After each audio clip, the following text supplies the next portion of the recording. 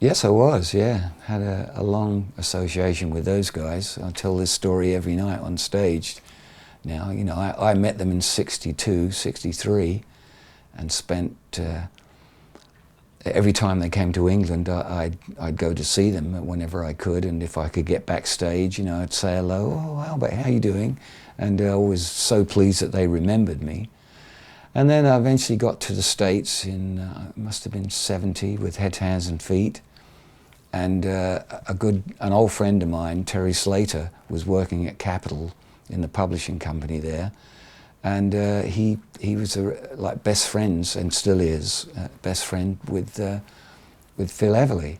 So I got to meet up with Phil a few times, and he actually took me on my first trip to Disneyland. And so there was always an association there. And then when they broke up in '73. And then a little later on, I ran into Don Everly, and he was a little standoffish because he knew that I was Phil's friend, and by this time they weren't talking to each other. So I went along to a jam. I was invited along. You know, he called up Jerry Allison actually, and said, "Hey, come on out. You know, we got all these players, and it's great fun. You'll love it." You know, so I went out there, took my guitar. And immediately I was Don's best friend. So it went on from there, you know. They were just fantastic nights. We play like once a week at this bar in Calabasas, not far from where I live now.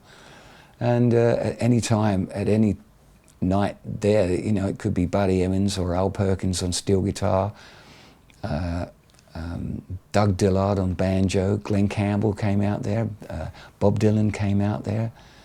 Just you never knew who would come, and it always had the reputation of the place traveled. It was a very small bar. We never got paid.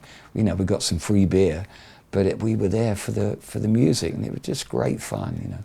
So after that, I toured with Don a little bit, and I was singing Phil's part. I was an Everly brother for a while. You know, but I always hoped that if they got back together, that I'd do at least one gig with the Everly Brothers. And lo and behold, it was 1983 at the Royal Albert Hall.